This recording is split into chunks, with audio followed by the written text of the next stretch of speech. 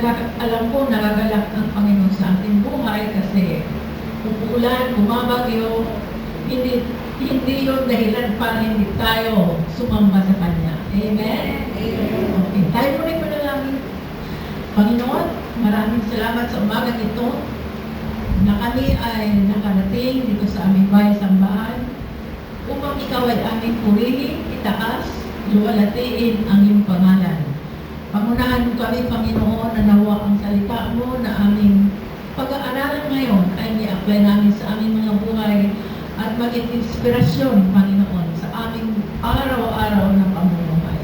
Pagpalain mo kami, pagpalain mo yung salita na aming pag-aaralan, Panginoon.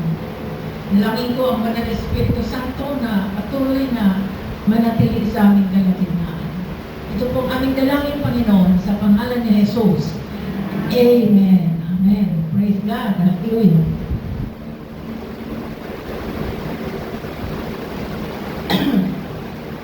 So, ito na po.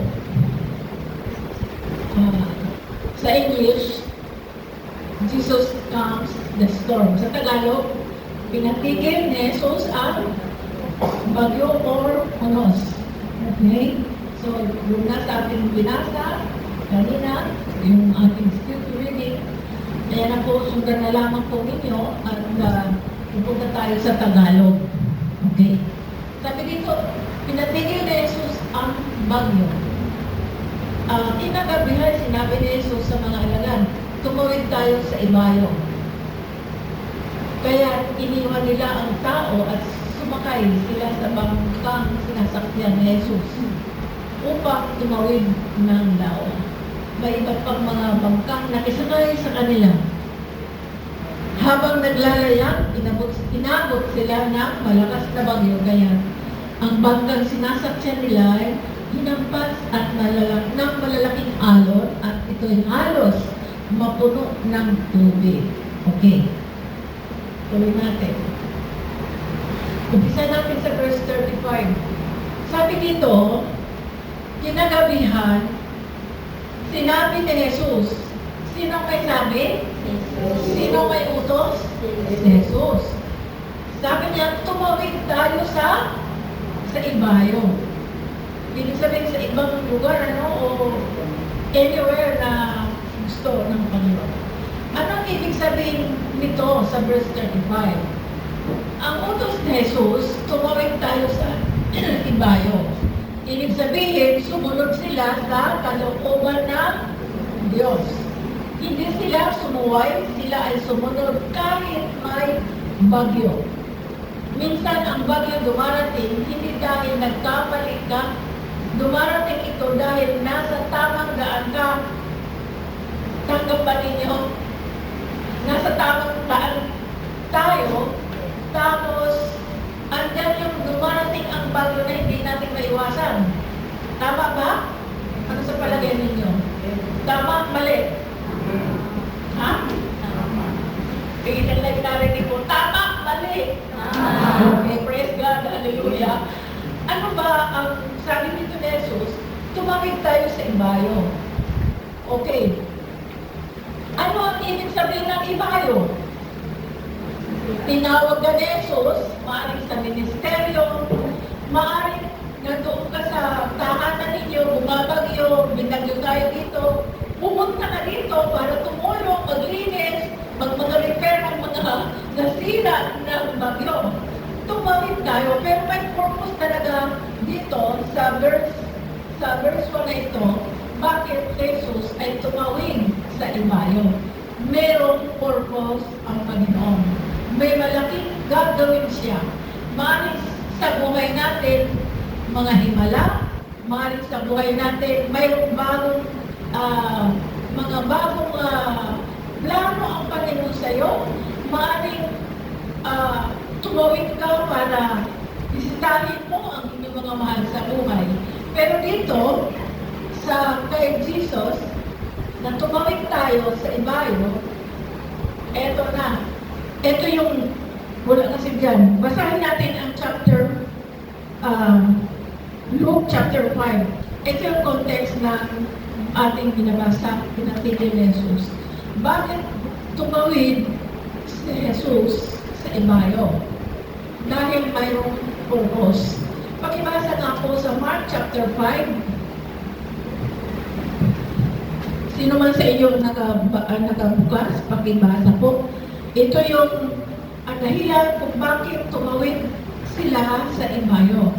May dahilan ang Panginoon. Pakibasa nga po hanggang verse 5. Sino gustong tumayo dyan ang basahin ng malakas? Okay.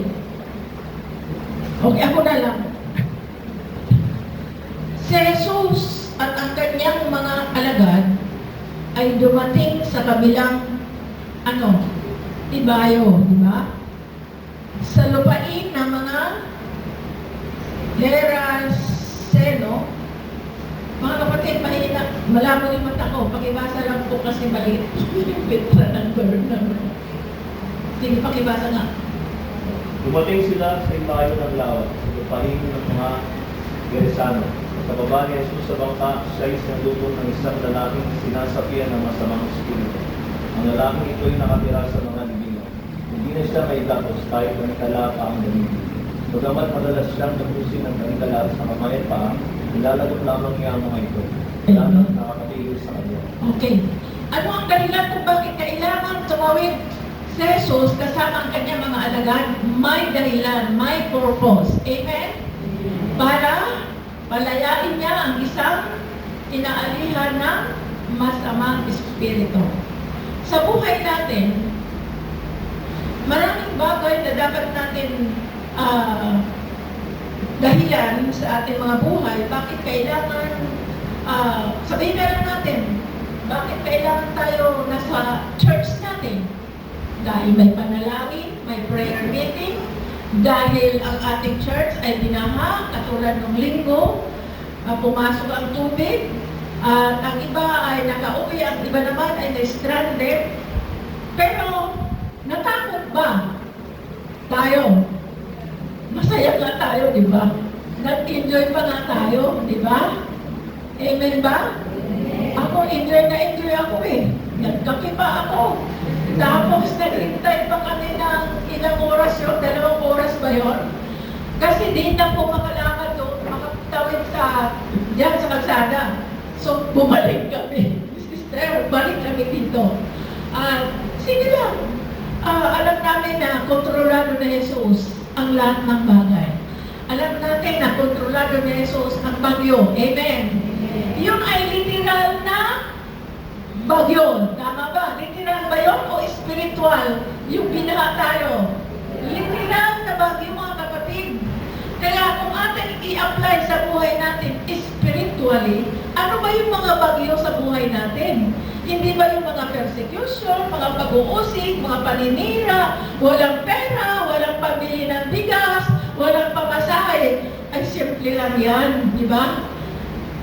Ay, yung mamatalan ka ng mahal sa buhay, simple pa ba yun? Masakit yun, di ba? Pero, dahil ba doon ay matitinag tayo? So, kailangan i-apply natin ang ating pananampalataya na ang lahat ng bagay ay kalooban o plano ng Panginoon sa iyong buhay. Kaya huwag kang matakot kung kilala ka pa ng Panginoon sa bundok na maraming ahas. Hallelujah. Praise God. Ang Diyos ang tutulong sa atin. Praise God. Tuloy natin. Ayan ang bagyo. Tingnan mo yung bagyo, yung bangka nila. Habang naglalayag, inabot sila ng malakas na bagyo. Kaya ang bangkang sinasakyan nila ay hinampas ng malaking alon at halos mapuno na ng tubig. Ito ay literal na bagyo. Ayan, grabe yan talaga. Halos malulod na yung bangka. Nandiyan ba si Jesus? Wala. Andiyan, di ba? Sa ating ba mga buhay, pag dumarating ang mga bagyo, mga problema, kasama ba natin ang Diyos? Amen. Amen. Hallelujah. Kaya palabakan muna natin siguro. Okay. Sabi dito, ang bagyo ay susubok ng ating pananampalataya.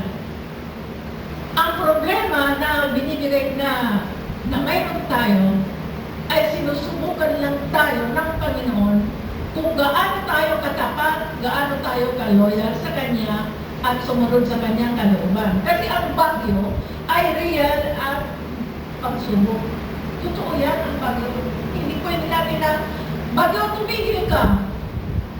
Ang bagyo ba dapat natin sabihin, bagyo, tumigil ka. Kanino ba tayo lalapit? Di ba kay Lord? Amen. Hallelujah. So dito, ilalabas ng bagyo kung ano talaga ang nasa puso mo. Dahil doon sa mga pagsubok sa ating buhay, mga problema, lalabas ang katotohanan kung ikaw ay talaga hindi nakakapit. Kasi kapit lang yun, makamalaglag ka. Kung ikaw ay nasa tamang relasyon sa Kanya. Amen. So, pinakikita lang natin yan, tinitingnan ng Panginoon sa'yo at sa akin at sa ating lahat kung gaano tayo katapat sa ating pananampalataya sa Kanya. Okay. Kakapit ba tayo sa reklamo o kay Jesus? Kasi pag kakapit ka, malalaglag ka. Hindi ka nakahawak. Di ba? Di ba pag hindi ka malaglag, kung gusto mo hindi ka malaglag, hindi ka iwan, talagang yayapusin mo yung tao, di ba? Ang nanay at ang anak. Noon, pag iniiwan kami ng nanay ko, talaga hinawakan ang nanay ko sa akin. Sa kanyang, baywang. Kasi ayaw namin na mawala o iwanan kami. Pero may dahilan ng nanay namin. So, huwag tayong kagapit. Kailangan talaga mawag tayo sa ating pananampalataya. Ang bagyo ay para ipakita kung sino si Jesus. Sino ba si Jesus sa buhay mo pag dumating ang bagyo, pag dumating ang mga problema sa buhay mo? Sino ba siya? Okay? Si Jesus, dito, sa oras na ito, siya ay natutulog sa kulihan. Kaya nga, andyan siya, di ba? Sabi niya, andyan siya. Siya ay natutulog, di ba? Tapos, ano siya? Kalmano lang siya. Hindi siya natarantang katulad ng tao, katulad ng maraming mananampalataya na pag bagyo lang, normal sa atin yung mag-alala, normal yan. Normal sa atin yung matakot. Pero sino ba ang kumukontrol sa buhay natin? Sino ba ang kumukontrol sa mga problema? Sino ba ang kumukontrol sa mga nararanasan natin? Di ba si Jesus? Amen? Kaya, hindi tayo dapat matakot. Kasi si Jesus ay nasa loob. Naghihintay lang sila sa magagawa kung anong gagawin ng mga alagad niya. So, anong gagawin natin? Ilapit natin. Sa halip na tayo ay magreklamo, katulad ng ginawa ni, ng mga alagad. Ano ba yung ginawa ng mga alagad? Tingnan natin.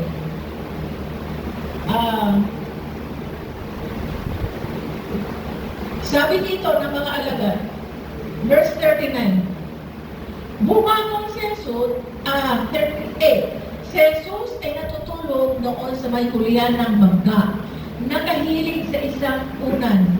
Ginising siya ng mga alagad at sinabi, pakibasa nga lahat,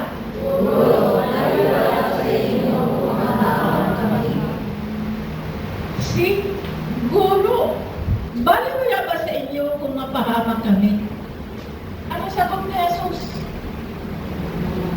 Bumangon si Jesus at sinaway ang hangin. Sino nagpatigil? So, ibig sabihin, sumunod tayo sa ating Panginoon kasi siya ang kumukontrol sa ating buhay. Amen? So, sabi natin dito, puro baliwala ba sa inyo kung mapahamak kami? Bumangon si Jesus at sinaway ang hangin. Tigil at sinabi sa lawa, tumahimik ka. Kaya mo bang patigilin ang lawa? Kaya mo bang patigilin yung malakas na alon sa dagat o malakas na alon sa ilog? Tumigil ka ilog. Kaya mo ba? Pero kaya yun, kung may pananampalataya ka. Pero dito sa pagkakataong ito, nakita natin na ang pananampalataya ng mga alagad ay malakas, mahina. Inutusan pa si Jesus. Di ba? Sabi dito, parang tawag na sinisiba o ano? Anong tawag niya? Sinisiba sa Jesus? Ginising siya ng mga alagad. Sinabi, Guru, bakit wala ba sa inyo kung mapahamak kami? Grabe ang kanilang takot. Amen? Grabe ang takot nila. Pero, ang ginawa ng Panginoon Jesus ay okay. Ang ginawa ng Panginoon Jesus, bumangon at sinaway ang hangin, tigil at sinabi sa lawa, tumahimik ka, tumigil na ang hangin at tumahimik ang lawa. Sa buhay mo, sa buhay natin, sa buhay ko, ang dami natin problema talaga. Grabe natin problema na hindi natin kayang lutasin. Alam niyo, napakapalad natin kasi mayroon tayong Panginoon. Amen? Yung bang wala kang trabaho at lumapit ka sa Kanya, nanalangin ka sa Kanya at sumunod ka, sabi na ni Pastor, pagkain ng ating kaluluwa ay eto ang salita ng Diyos at patuloy tayo nagbabasa ng salita ng Diyos. Hindi pwedeng ipagkait ng Panginoon ang ating mga pangangailangan. Hintayin natin ang tamang panahon para sagutin ka ni Lord. Tayo ni Lord. Ako, ang dami kong hinihingi sa Panginoon. Pero hanggang ngayon, wala pang sagot. Pero hindi ako nawawalan ng pag-asa dahil ang hinihingi ko kay Lord ay hindi naman ikakapahamak ko. Amen? Ang hinihingi natin kay Lord ay hindi naman ipapahamak mo. Huwag ka lang humingi ng Lord, pahingi naman ng pera para makataya ako. Sugal ko. Lord, ay sigurado galit si Lord yan. Ang natutuwa niyan ay sino? Kasi ang bisyo ay hindi gusto ng Diyos. Ang bisyo ay ikakapahamak ng tao. Amen? Kaya, kung ikaw, okay, magaling na siguro bago naman galing na kayo dyan. Kung ikaw ay dating drug addict, nang lumapit ka kay Lord, abay magpasalamat ka dahil binago ka ng Panginoon. Kung ikaw ay dating lasinggero at kung agaw ka ang meron sa'yo, mapalad ka dahil lumapit ka at sumunod ka sa Panginoon. At sino ngayon ang kumukontrola sa buhay mo? Si Lord, di ba? Hindi ka ba nagtataka bakit unti-unti nawawala yung mga bisyo mo sa buhay? Kasi sino kumukontrol? Ang Panginoon. Inaalis ng Panginoon ang ating mga problema, ang ating mga bisyo, at higit sa lahat, yung ating kasalanan, natututo tayong magsisi sa ating mga kasalanan, nagpapakumbaba tayo sa harapan niya upang ang Diyos ay malukod naman sa atin. So, ito na ngayon nangyari. Pagkatapos, sinabi niya sa mga alagad, bakit kayo natatakot? Ano mga kapatid, sabi ko sa inyo, normal yung mag-alala. Pero kung ilapit natin sa Panginoon, sabi nga ni Pastoral Shea Domingo, peace be still ba yun? Peace be still. Manatili tayo, mapayapa. Amen? Hindi naman natin kaya, sabi ko kanina, kaya ba natin patigilin ang unos? Kaya ba natin patigilin ang rumarugasang mga baha sa mga nakikita natin? Titigil lang yan kung ilalapit mo sa Panginoon. At si Lord na ang bahala. Yan, mga kapatid. Kaya huwag tayong matakot sa mga bagay na yan. Ito, sa verse 41, natakot sila ng labis at namangha. Sabi nila sa isa't isa, anong klaseng tao ito? Pati hangin at lawa ay sumunod sa kanya. Nakakita na ba kayo mga kapatid sa inyong buhay? Simula nung bata ka hanggang sa mga oras na ito, sa ganitong edad mo at sa ganitong edad ko. Nakakita na ba tayo ng katulad na ginawa ni Jesus na pinatigil o ano man yung mga ginawa niya? Anong klaseng tao ito? Ba't tinangin at lawa ay sumunod sa kanya? Mayroon namin nakita yung badyegero, magician. Pero yung totoo ay tanging kay Lord lamang pagmumulan, pinagmumulan. Amen? Kaya hinahabol ko talaga kayo mga kapatid. Ako 75 years old na. Pero ilang taon na ako sa Panginoon. Na more na kayo ako 1980. 82. Ilang taon na. Grabe yung tagda ko na. No? Doon sa 1982 na yun hanggang ngayon, ang dami kong mga naranasan. Pero dahil sa tamang panahon na pagkatawag sa akin ng Panginoon, talagang sa hirap at ginhawa, sa problema, sa uno, sa bagyo, tanging natutunan kong si Lord lamang ang aking inaasahan. Ikaw, pag hindi pa dumarating ang mga kahilingan mo, ikaw na mismo ang gagawa ng gagawa ka ba ng sarili mong hakbang? Na wala pang response si Lord, hintayin natin dahil may tamang timing sa ating buhay. Ako'y naniniwala, si brother yung ating ngayon. Ito ang tamang panahon sa buhay mo. Yung ngayon lang. Tamang panahon ito na makilala mo si Lord. Amen? Lahat may tamang panahon paano natin nakilala si Lord. Ako may tamang panahon kung paano ko nakilala si Lord. May kanya-kanya tayong panahon kung paano natin nakilala ang Panginoon. Ako, ang tamang panahon na nakilala ko si Lord, nung ako ay puntahan mga pulis, pinto ko lang, patotoo, sa bahay, dahil dati negosyante ako. Pinuntahan ako ng pulis, at noong may yung pinakukunan ko ng mga pangnegosyo ko.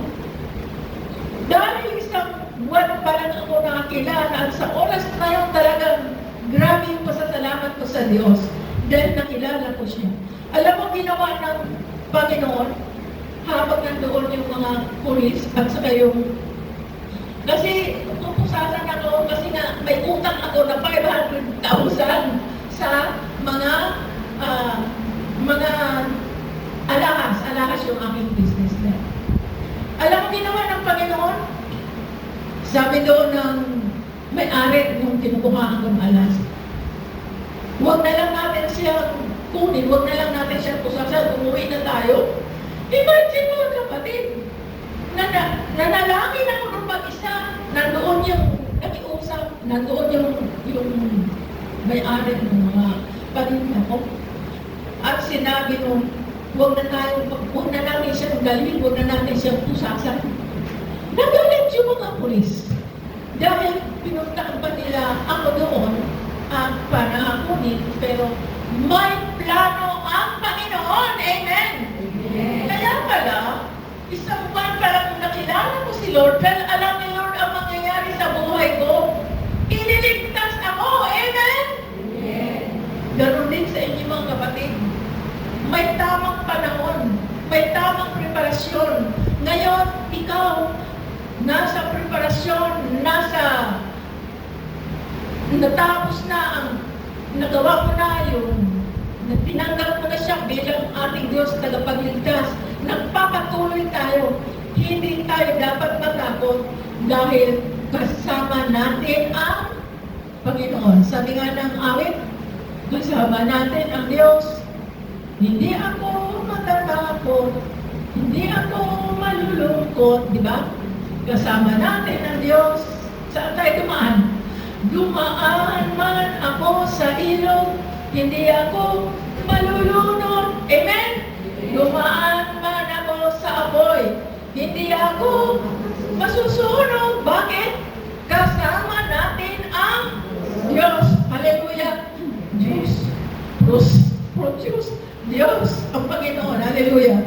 Eto, tingnan natin yung ano. May pangako kasi siya sa atin. Ano yung pangako ng Panginoon? Ayan na, kasama natin na sa Isaiah 43 verse 2. Basa, kapag dumaan ka sa malalim na tubig, Sasamahan kita. tumawid ka man, Mga ilaw, hindi ka malulunod. Dumaan ka man sa apoy, hindi ka masusunod. Hindi ka matutuko. amen? Amen. Ito ba ay literal na malalim na tubig? Literal ba ito sa buhay natin? Doon man dumaan man tayo sa malalim na tubig, sasamahan kita. Ito ba ay literal? Kailangan pumunta ka pa sa tubig at doon ka pumunta? Literal ba yan o spiritual? Amen. Hallelujah. Tumawid ka man sa ilog, hindi ka malulunod. Literal, spiritual. Dumaan ka man sa apoy, hindi ka masusunog. Hindi ka matutumbok. Alam mo ang testing sa buhay natin ng Diyos, bakit tinetesting ang ginto para lalong lumabas ang tunay na kanyang pagiging ginto. Mawala yung mga impurities, yung mga halo doon. Lalabas ang tunay na ginto. Saan dinaan? Anong ginamit para, anong proseso para lumabas ang tunay na ginto? Apoy, di ba? Apoy ba yung nasa kalan? O special na ginagamitan ginagamit ng mga ano? Hindi yung ordinary na apoy, kundi ginagamitan ng matitinding lakas ng apoy. Mga kapatid, nasa ilalim tayo ng tubig. Mga kapatid, nasa ilalim ka ng problema. Marami kang problema. Marami tayong problema. Walang acceptance sa mga pagsubok. Amen? Pero tandaan mo, pero prepare ka ng Panginoon para ikaw ay lumabas ang tunay nating pananampalataya. Amen po ba? Amen. Kung ikaw ay nasa ilalim ng tubig, anong dahilan? Kaya tayo ay nasa ilalim ng tubig o kaya tayo ay nasa ilalim ng mga problema, mga pagsubok na hindi kaya. Ang purpose doon kung bakit kailangan tayo nasa ilalim ng tubig para itaas tayo ng Panginoon sa ibabaw ng tubig. Ang ating mga pagsubok, mga problema, kung i-apply natin ang ating pananampalataya sa Kanya, ay itataas tayo ni Lord. Tama ba? Parang hindi ko naintindihan. Itataas ba tayo ng Panginoon sa mga pagsubok? Hallelujah! Alam mo, pagsubok sa atin, hindi na taas sa tubig. Imagine na kung ikaw nga pumunta sa tubig at ilumlog ka doon. Para bang si basketball, si Walter Bonya, di ba inilumlog sa dagat? Oh, nabuhay ba? Eh kasi mayroong kumukontrol. Pero kung si Lord kaya ang tumawag sa atin, wala tayong dapat na itatakot. Okay. Ito yung mga pagsubok, spiritual na hindi mo kaya mag-isa. Emotional. Yan. Depression, anxiety, pagod sa paglilingkod. Tama naman talaga, napapagod tayo sa paglilingkod. Pero maging masaya tayo dahil na paglilingkuran natin siya. Amen? Yung pagpunta natin dito sa church, maglinis ka na ng tubig, magwalis ka ng mga tubig, magbuhat ka ng mga gamit para ilipat sa taas dahil tataas yung tubig, ay isang tunay na paglilingkod na nakikita ka ng Panginoon ang iyong pananampalataya. Dahil ganito yun eh. Ano naman ang kwenta? Ano ang magiging benefit mo doon kung ikaw ay maglinis ng ano? Anong benefits mo doon? Anong benefits mo? Makukuha mo? Wala, di ba?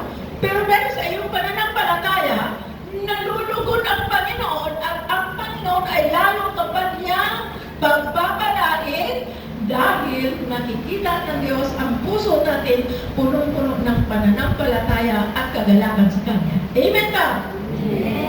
Kaya ano na dito ako nung linggo, ay tuwa ako eh. Ano? Naalala ko nung bagyo na, ano yung bagyo nung na si Dr. Jong pa nandito. Kung ba yun? Nagumamit siya ng rubber boat, ibig sabihin, lumampas sa bubong yung tubig, di ba? So, may paraan. Amen. May paraan ang Diyos. May paraan. Kaya sa buhay natin, ang mga pagsubok na yan ay hindi dapat na sabihin natin na ayaw ko na maglingkod kasi ang daming trabaho, ang daming magsubok, mga kapatid.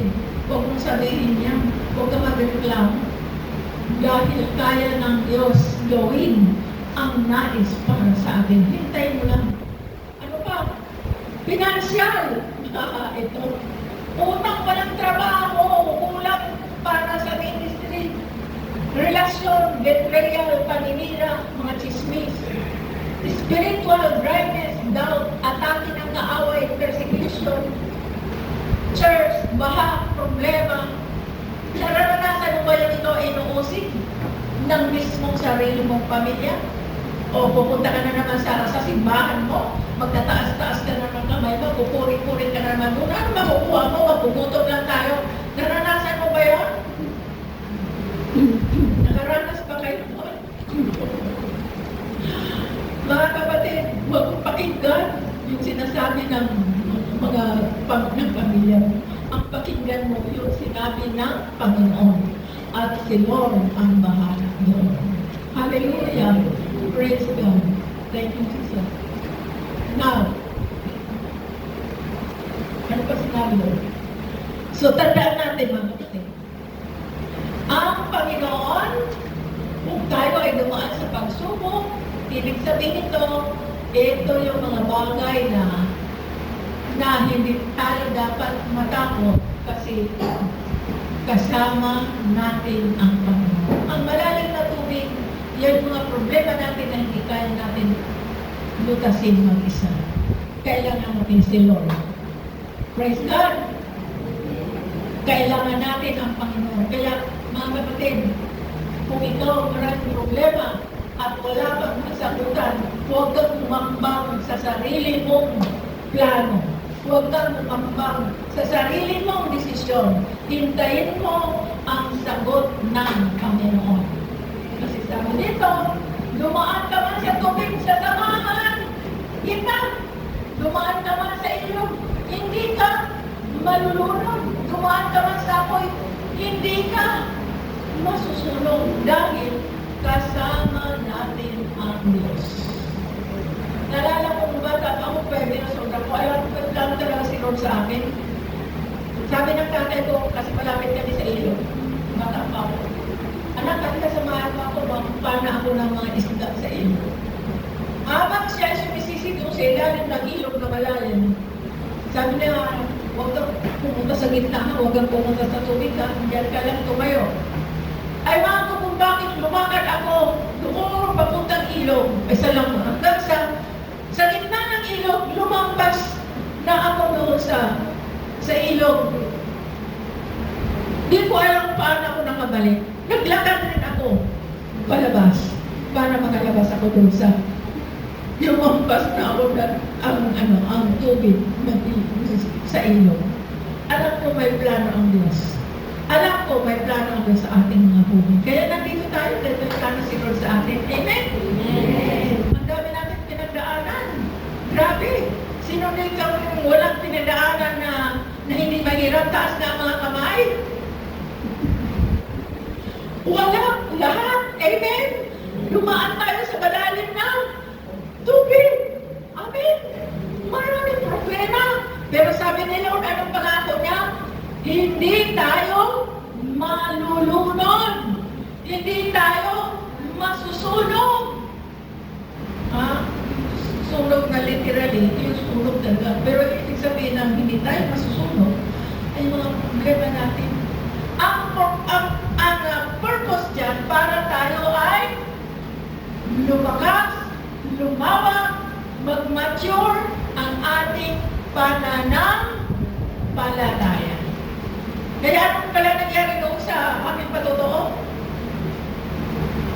Ayun, na sa pamamagitan ng panalangin, sa pamamaraan ng Panginoon, nabayaran mo yung 500,000.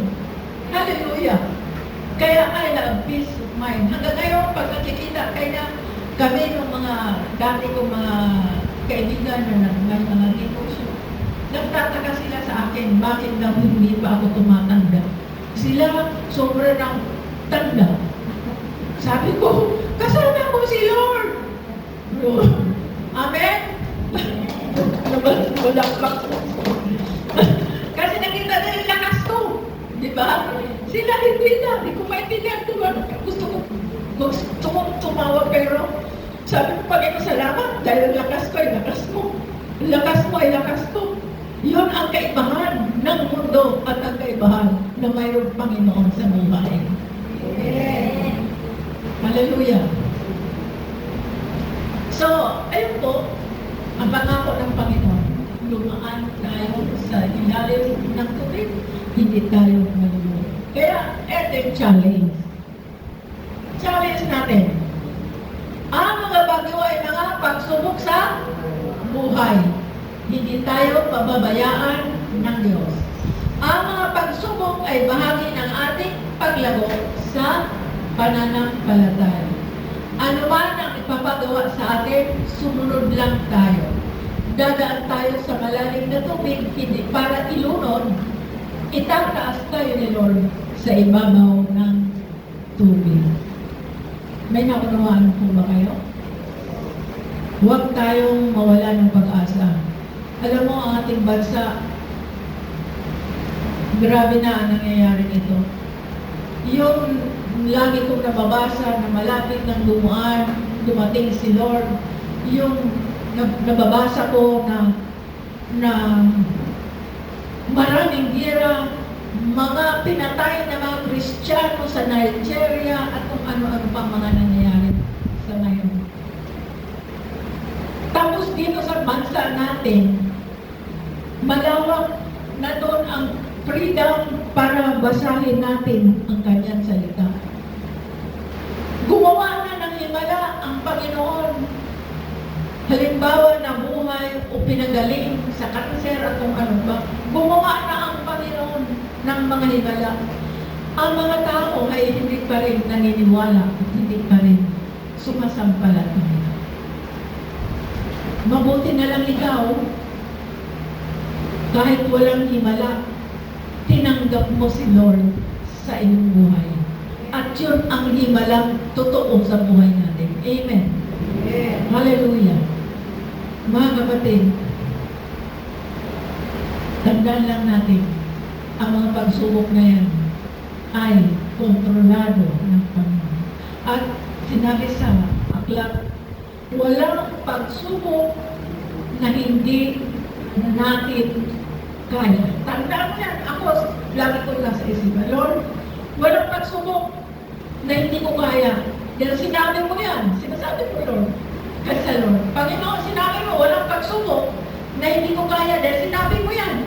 Kaya, ano gagawin mo? Gusto mo ba ng malalim ng pagsubok? Ay sinabi na Lord ka, kaya mo yan. Ang pagsubok na binibigay ko, ay kaya mo.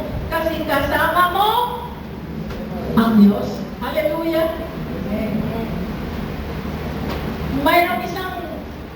Mayroong isang kabataan, mga 17 years old, na-invite siya ng youth din sa isang prayer meeting. Alam mo, lumalaman ng mga magulang ng kanyang anak ay napunta sa born again. Ang ginawa ng magulang, sinaraduhan ng pinto, kasi hanggang second floor ang bahay. Nilang ang pinto sa taas. Kasi galit na galit kasi nagpa-born again ang kanyang anak. Alam mo ginawa ng anak? Hindi naman natakot, hindi naman nagalit. Para makapasok siya sa bahay, umakyat siya sa terrace at doon siya natulog sa may terrace. At tuwa siya dahil mayroong panibagong buhay na natutunan siya at ang buhay na walang hanggan. Nung makita ng mga magulang